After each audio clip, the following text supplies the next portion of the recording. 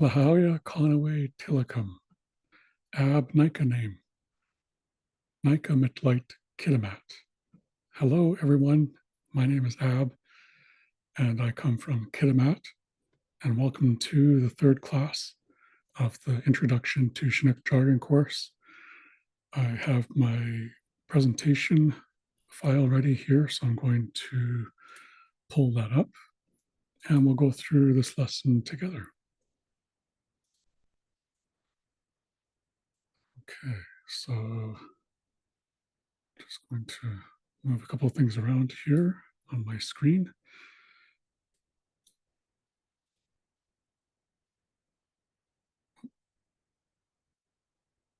I pressed the wrong button there. Okay, so this is the Introduction to Chinook Jargon. This is session 1, class 3, developed by me, Ab Morrison-Hayward. And what I wanted to go over today is the sounds of Chinook Wawa.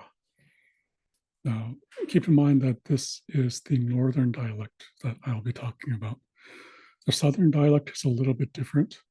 There are some sounds that are that don't appear in English that are in the southern dialect, but in the northern dialect, it's pretty much all English letters and sounds.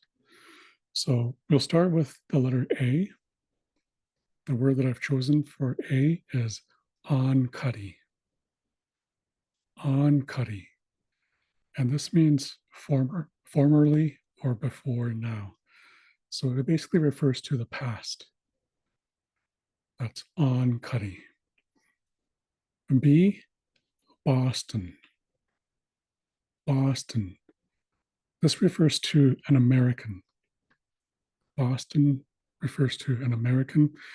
It can sometimes refer to a white person as well. C is for chalk chalk. And this is the word for eagle. Chalk chalk. D is for dly. Dly. And this is the word for dry.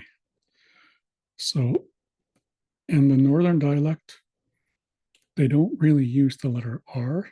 And the reason for that is because some of the language is based on other Pacific Northwest indigenous languages. Most of them, I would say probably none of them, have the letter R in them. So a lot of indigenous people were not able to pronounce the letter R. So what they did was they actually replaced the R with something that's similar, a sound that's closest to it, which is the L in English. So that's why dry becomes dly. Dly. E, elip. Elip means first or before. Elip. The next word is glees. And this is a word meaning grease. So it's kind of the same as dry, where they're replacing the R with an L. Glees. That's grease. It could also refer to fat or oil.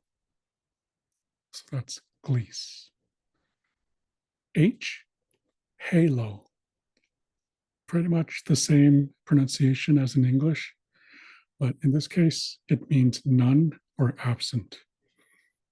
Halo, none or absent.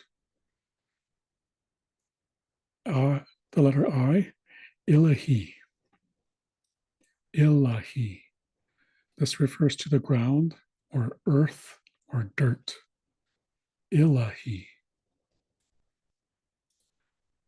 On the next slide, we have the letter K for cumdux.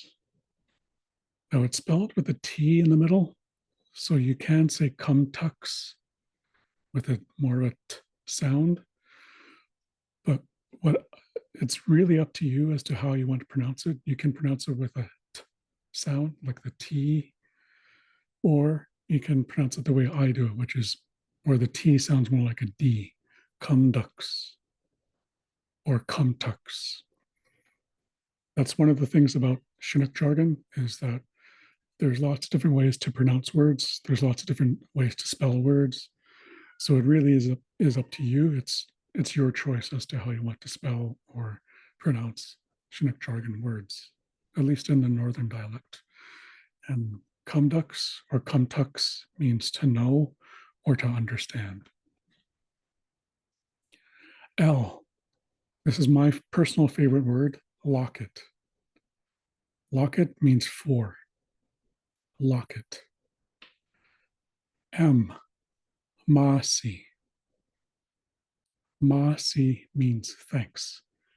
It's essentially based on French, merci. But again, they don't have the letter R in the northern dialect, so they remove that and it becomes masi. And that's thanks. N, nonich. Nonich. And this means to see or to look. Nonich, see or look. O, olali. Olali means berry. This is a really interesting word because I mentioned in previous lessons that here in Kitimat, we speak the Haisla language. And in Haisla, we say golali for a specific type of berry. That's a salmon berry. So I'm not sure if there's a connection there. They're very close in sound.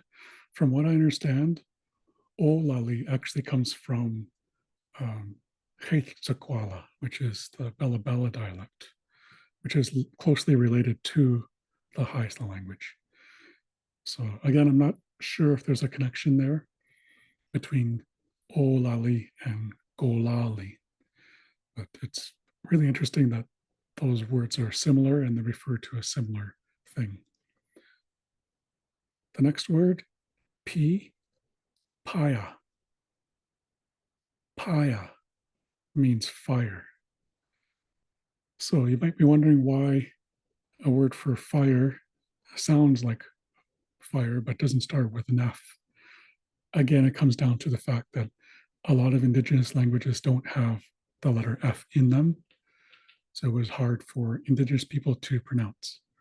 So they replaced it with a sound that's close to it. So they replaced it with a P. So that's how fire became paya.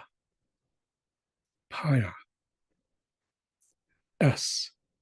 Siya host. Siya host means either the face or eyes. From what I can gather, it usually refers to the eyes. Siya host. T, again, there's a couple of different ways you can pronounce this.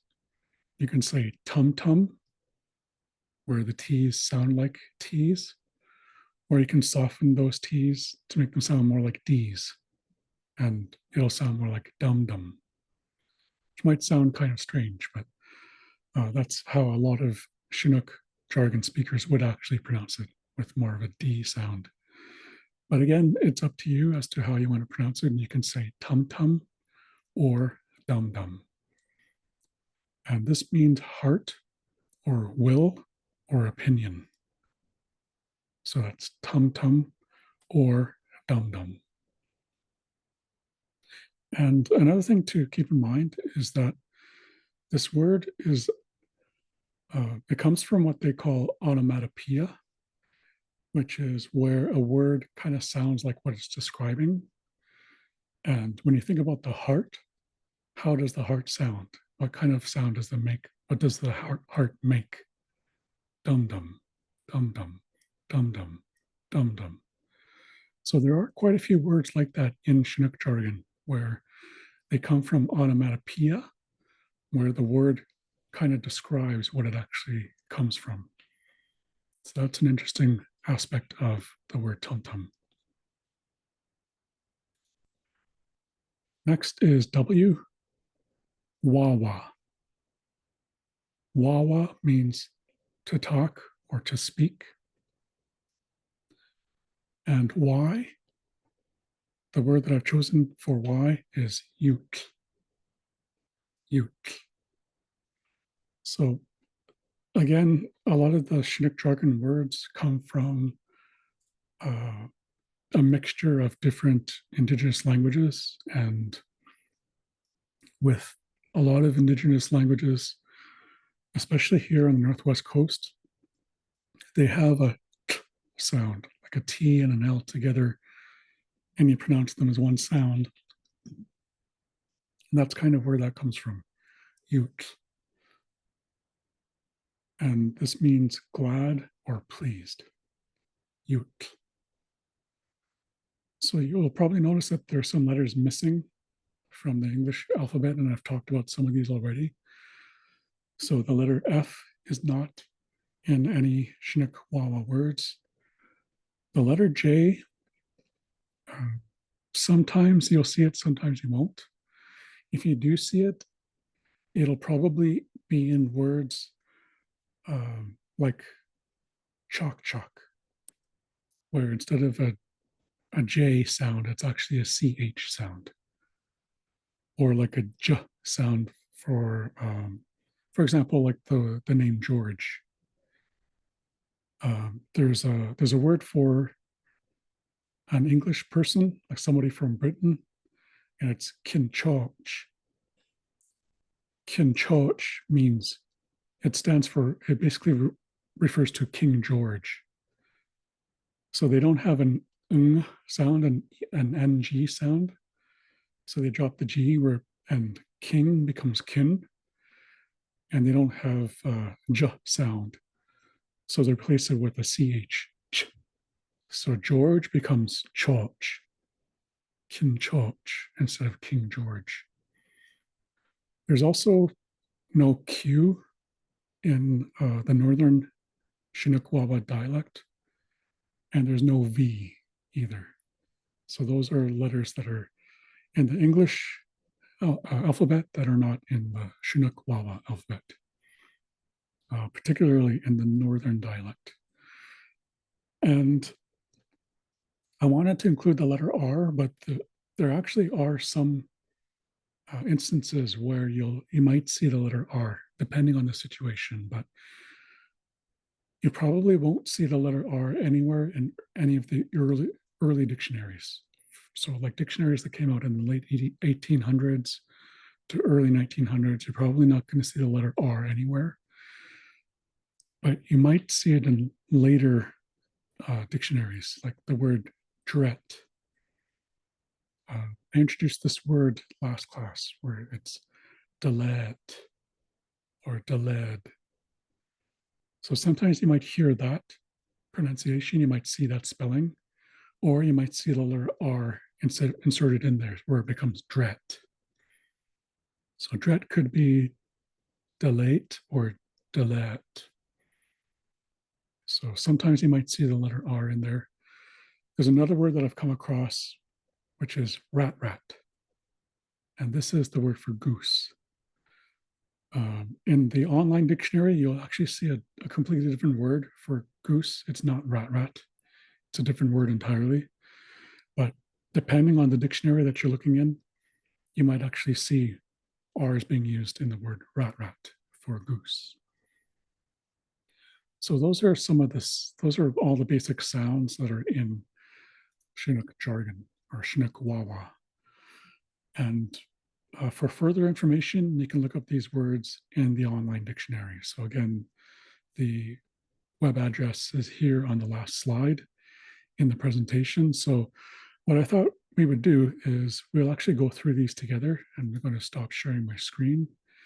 And what I'll do is I'll open up the online dictionary. And I'm just realizing now I didn't actually have to stop sharing my screen because it's in my browser. But I think what I'll do is I'll go to my browser and minimize it because I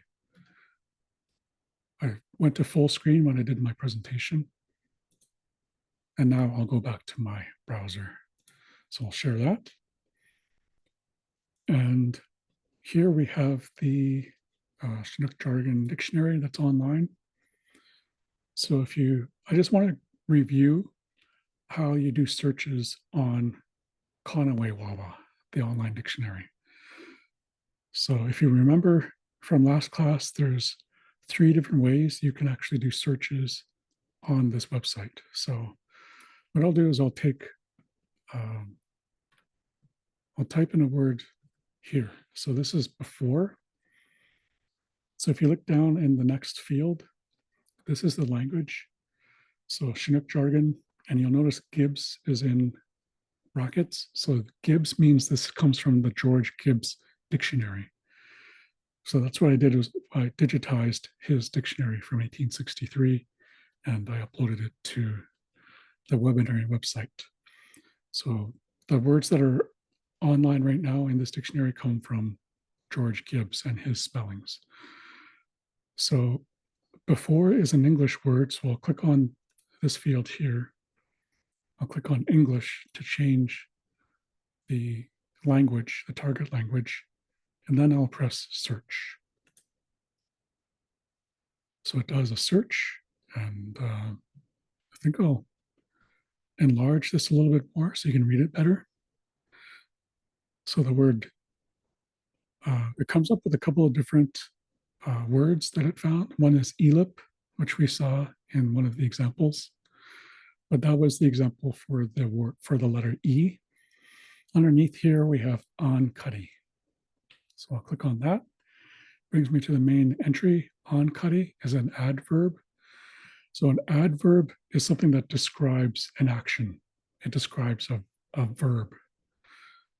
So it means formerly or before now. And there's a couple of different examples here that George Gibbs used to show how the word on cutty would be used. So his first sentence that he used here is on cutty locket son. On cutty locket son, which means 4 days ago. And another example sentence that he used here is tennis on cutty or tennis on cutty. And that means a little while since. So those are some examples of how you would use the word on cutty in Chinook Wawa. I'm going to go to the Browse Vernacular to English section for my next word. And if you remember, the next word that I shared was Boston, which starts with a B. So I'll click on B. And it brings me to all of the entries that start with B in Chinook Wawa. So you see here, Boston is the second last entry. So I'll click on that. And it brings me to the main entry. So Boston can be used in a couple of different ways. So the first sense here is a noun. So this means a person, place, or a thing. So Boston can mean an American, somebody who is American. The second way it can be used is as an adjective. So an adjective describes a noun. It describes a person, a place, or a thing. So the other way you can use American is to describe something, to say something is American. So the example that George Gibbs uses in his dictionary is Boston Illahee. Boston Illahee means the United States. So Boston refers to a white person, a white man. Illahee basically means like land. So if you take the most literal translation for it, it would refer to white man's land. In this case, it would mean the US. So that's a couple of different ways of using the word Boston. This is actually a word in my language here that we speak here in Kitimat as well. Boston also refers to an American in Haisla. Sometimes it's pronounced Boston. Sometimes it's actually pronounced Boston, but that's the Haisla pronunciation. So that's a couple of different ways you might hear a Haisla person say that word, Boston or Boston. But in Chinook jargon, Chinook Wawa, it'll just be Boston, like you would pronounce it in English. I'm going to go to the Browse English section to look up my next word. If you remember what that word was, it started with a C. So I'll click on C.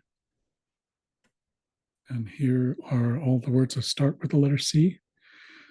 The word that I shared was chalk chalk. And I'm actually not seeing it listed here. So I'm wondering if it comes up later on. So I'll click on the second page. Still not seeing it, so I'll check the third page. Okay, so not seeing it there. So what I'll do is I'll go up to search and I'll type in the English word, which is eagle. I'll change the target language from Chinook Jargon to English, and then I'll press search.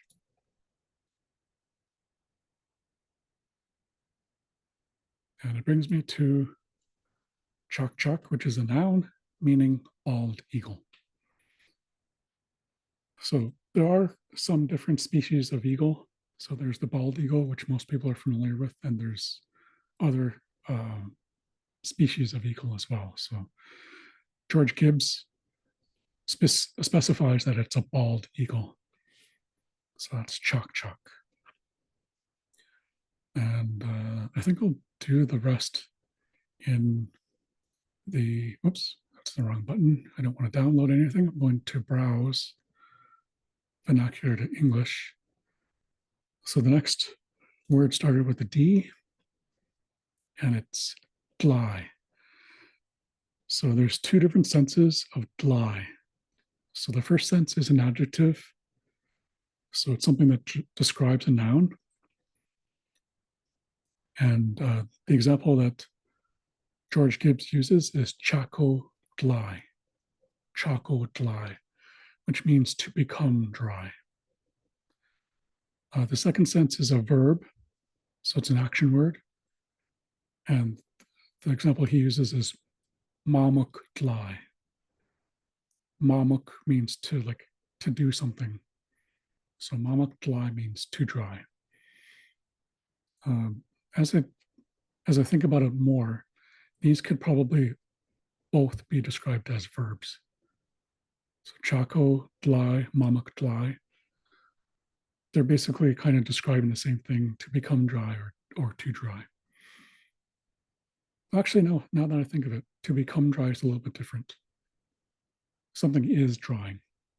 So you're thinking about an object and it is in the process of drying. Okay, so that's right, yeah. So that would be an adjective. To dry means that you're in the process of drying something. So that's the action. You're in the middle of the action of drying something. So that would be the second sense, which is a verb sense. So let's click on E for our next entry. And the word is elip. So this means it's an adverb. So it describes a verb and it means first or before. So I'll share the first sentence here. This is Kladawa elip. Kladawa elip means to go before. So elip means before. Kladawa means to go. So Kladawa elip. The next word started with a G. So we'll look at the G words here. There's only two of them. And we're looking at the second one, which is glees. You notice that it says CF. This stands for confer in Latin. So confer means to compare. So it basically is a way of drawing your attention to another word that is similar. So you could say glees, or you could say la clese, or la classe. That's this one. The second one is actually based on French. It's like saying the grease, la clese. But grease is a noun, and it means fat, grease, or oil. So the first example here is hayu grease, and that means very fat. So very is hayu, grease is grease. Hayu grease means very fat. and there's no F in Chinook, so we go to G. And well, actually, we just went over that one. So we go to the next letter, which is H. And this was the word that we looked at before, halo, which is an adjective, and it means none or absent. So this first sentence, George Gibbs comes up with a scenario where you might use this in a question. So the question is, halo salmon Micah. Halo salmon Micah. And that means, have you no fish? And to answer that, a person might say halo, which means none. So, halo salmon Micah, have you no fish? Halo, none. So that's how you would answer that question if you didn't have any fish or salmon. The next word is an I word, and it's Illihi. So this is a noun, it means ground, earth, or dirt. The first example is Tipso Illihi Prairie. Or actually, I think this word should not be there. It should actually just be Tipso Illihi.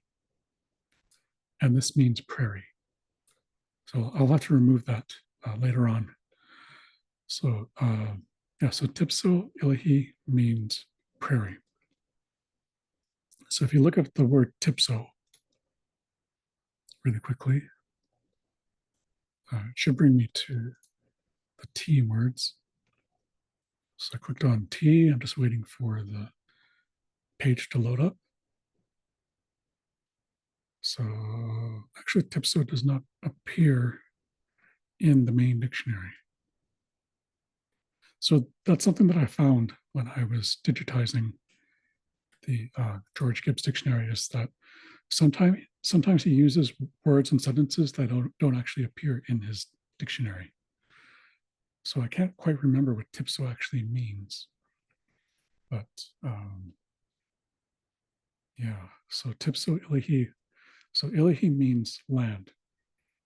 So that's Tipso Illihi would mean prairie. And the next word is an K, starts with a K. So we'll click on K, wait for the page to load up, bring us to the K words. So there's quite a few K words. So I'm going to go to the last page, page number 4, because it's probably towards the end. Okay, so this is it here. Cumtux or cumdux means to know or understand. There's a couple of other definitions here that George Gibbs included, which is to be acquainted with, or to imagine, or to believe. And an example sentence here is Mamuk cumtux. Mamuk cumtux means to explain or to teach. It basically means, if you think about it in the most literal sense, Mamuk cumtux means to make known. So that's what that would be the literal definition, and this is like the main gist of what it means, so to explain or to teach. Okay, so moving on to L, the word is locket. So locket is an adjective, and it means four. It could also mean 4 times. And the example here is locket tatalum. Locket tatalum means 40. So locket means 4. Tatalum means 10. So if you look at this in the most literal sense, it kind of means like 4 times 10, or 10 4 times. So that's how you get 40, locket, and then tatlum, 4 and then 10. Moving on to M. So I've clicked on M. So the word is masi, which is a verb, and it means thank you. Masi, thank you. Next, we'll look at the letter N. And the word is nonich. So this is a verb, and it means to see, to look for, or to seek. So this is a word that you could use as a command. So if you just say to someone, "Nanich," that means look here. Nanich, look here. Next, we'll move on to O. And the word is olali.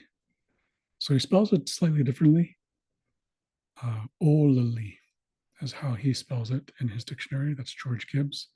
So this is a noun and it refers to berries. So there's some different examples here. So his first one is shot olali. Shot olali. And that's huckleberries. The next one is siapult olali. Siapult olali. That's raspberries.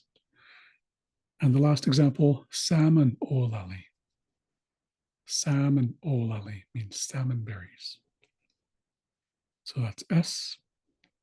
Next is the letter T. So we click on T and it brings us to all the Chinook Wawa words starting with the letter T. We're not seeing it on the first page, so we move to the second. And the word is tum-tum. And this is a noun that means heart, will, or opinion. And the first example is mosh tum-tum or mosh dum-dum. And this means to give orders. Another example is mamuk tum-tum or mamuk dum-dum, to make up one's mind. So that's the T word that we looked at. Next is the letter W. And the word is wawa. So George Gibbs spells his differently. He spells it W-A-U. W-A-U. So most of the time when you see the word wawa, you'll see it with just without the U's there. So it'll be W-A-W-A. That's the way I spelled it in my examples. So wawa means to talk, speak, call, ask, tell, or answer. So an example of that is hi-ass wawa. Hi-ass wawa, which means to shout. Another way you can use it is to mean talk, like a talk or a conversation. So an example of this is called to swawa or called to swawa. And this means idle talk, stuff, or nonsense. So that's wawa, and the last letter is Y. And the word that we looked at as an example is ute. And again, George Gibbs spells his a little bit differently. He inserts an O in there. I usually spell it without the O, so I spell it Y-U-T-L. Ute is an adjective and it means glad, pleased, to be proud of, in this specific sense, a horse, to be proud of a horse, or spirited. And the example here is Hayas Ute Yaka Tumdum. Hayas Ute Yaka Dumdum. And this means his heart is very glad, or he is much puffed up. So I'm going to stop sharing my screen. So that's basically what I wanted to go over in this class. So hopefully this gives you a better idea of the sounds of the language. And I find this is a really good way to start learning a language, is to actually explore the sounds of that language. So some people might wonder why I'm good with languages. And that's one of the reasons why. When I get interested in a language, what I'll do is I'll study the sounds of that language. That's always the first place that I go. I'll study the sounds of that language. If it has its own unique writing system, I'll explore that writing system. So then I start to associate if it has special symbols, then I start associating those symbols with those sounds. But with the northern dialect of Chinook Wawa, it's essentially just based on English, so you don't really have to do that. There are some sounds that you might come across that are not really English sounds, but that doesn't come up very often. And again, it's really up to you as to how you want to spell or to pronounce Chinook words. That's one of the things about Chinook is there's no standard writing system, at least for the northern dialect, and there's not really any standard pronunciation either. So however you pronounce a word, if you're speaking to somebody who knows Chinook chances are they'll understand what you're saying. So that's what I wanted to share for this class. So thank you for joining me. And until next time, I'll say Othki later.